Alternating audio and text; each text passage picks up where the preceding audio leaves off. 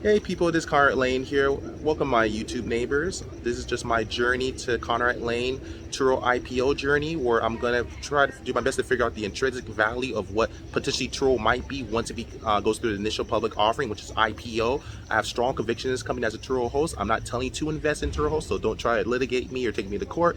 I'm not telling you to purchase Turo stock when it becomes a stock. I'm just simply showing you my journey. Stay tuned. Watch the video, people. Hey people, this is Conrad Layn here. Thank you for following me through my Conrad Layn IPO journey. Again, this is not financial advice. This is just my opinions and what I am doing to develop as many educated guesses as I can. I'm not your financial advisor. I'm not your business counselor. I'm not your business advisor. I'm not your business consultant. I'm just simply stating my personal opinions, and this is my personal journey that I'm sharing with you guys and sharing with the world. And I really believe in the company. I have such strong conviction in Turo company, and I want to invest heavily into it if I get the opportunity to. But let me dive in, people. So one thing that I really believe in is a company that fights for rights is right to me.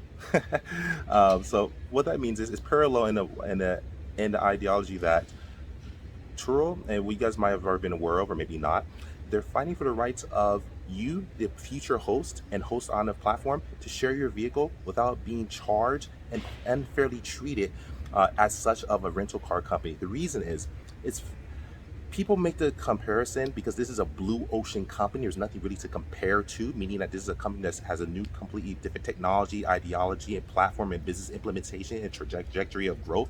They're completely different, but they're so new, it's hard to compare them to anything. So they are the head. Kind of like my analogy where I say they're the head and they're ahead. So that's pretty much what they are. So at this point, Enterprise, for example, different companies like Hertz, they aren't too happy because they look at Turo as a big time competitor, and they want them to be um, paid. They want them to go under the same scrutiny that they go through as a rental car company. But Turo is not a rental car company. Rental car companies, and I'm not your attorney. I'm not. This is simply for example purposes. Rental car companies typically own the vehicles. They're typically on a lot. They typically are usually dealers also, or they have a rental car license, depending on the municipality they're in. Turo's none of those things. We own the cars as the host. We're adding our cars with our own competence, and we make a competent decision of adding our car to accrue some type of profit. So Turo is not forcing us to rent a car, and neither do they own the cars.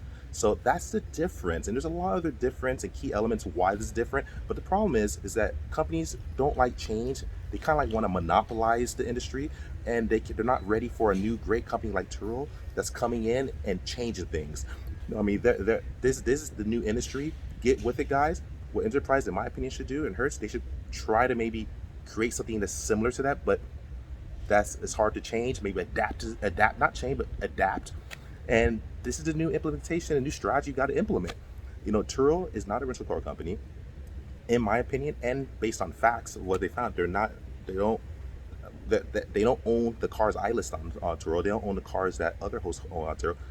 Each host is an independent contractor that decides that they want to do business with Turo in a partnership. That's what it is. So I'm gonna follow me through the article.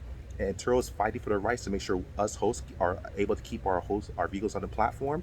And it just gives me strong conviction and want to invest further into a company like this because they fight for what they believe in, and they're strong, and they don't give up. You want a strong company when you invest, and that's just my personal opinion. I'm not giving you any type of financial advice, just sharing my journey. Follow me through the screen while I'm showing you the article.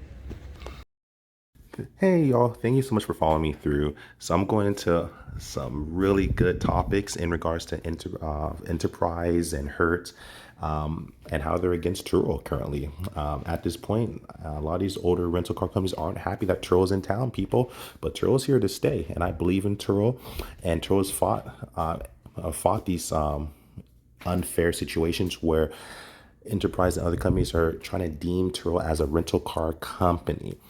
Turo, in my personal opinion, and based on a lot of facts out there, but based on in my opinion, and again, this is not legal advice, this is not financial advice. This is Conrad Layn's Turo IPO journey. Just letting you know what I think about and how my calculations run. My opinion, and I have a right to have my opinion. It's only my opinion. I'm not telling you what to do and what not to do. So, with that being said, so in regards to that, what it is that rental car companies typically first have a license based on owning cars, or just kind of like dealerships almost. They have a license to acquire cars as dealers and sell it to the public. Turo's not that. Turo doesn't own the cars. They don't. You can't.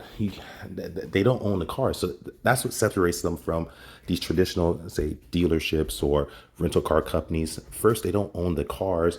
It's not their lot. They don't have a specified lot where they place these cars. This is a platform. It's a platform that is worldwide at this point, that has a potential of really being global. And they allow the opportunity for independent contractors like you and I and future Turo hosts to actually add their cars to their platform.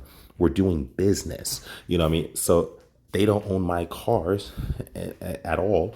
I own my cars, and I choose, and we make the decision to apply ourselves and add ourselves to the Turo platform. Completely different than their business model, but they're trying to put them in the same scope because they're very competitive, and they do see the end. They see the end very close. So, and that's my personal opinion. No offense intended.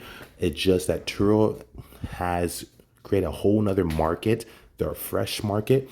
And companies like this, I think the best thing, if they can, but maybe they can't, is to adapt, figure it out and adapt, maybe create your own platform, what I mean? And even then, at this point, Turo's the first to do it like this, at this scale, so that's why, and again, this is not legal advice.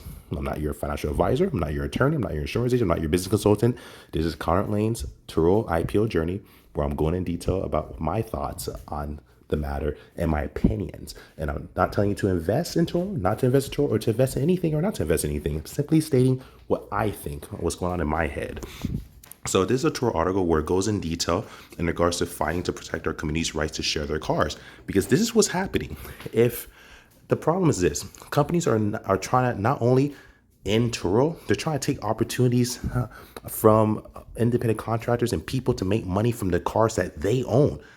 Like that, in my perspective, that's not right. How can someone else come in and tell me what to do with my car? If I want to add it to Turo and take the risk of renting it out, because every business has a risk, I should be able to rent my car to Turo. Reserve my car and allow a guest to book my car through Turo. That should be my choice. But other people want to take that choice away, and they have a choice to become a rental car company, and no one bothered them. What I mean? So that's just my personal opinion. I could go deep, but I'm gonna keep it very, very basic. But the point is this: that's my personal opinion. Doesn't mean I'm right. Doesn't mean I'm wrong.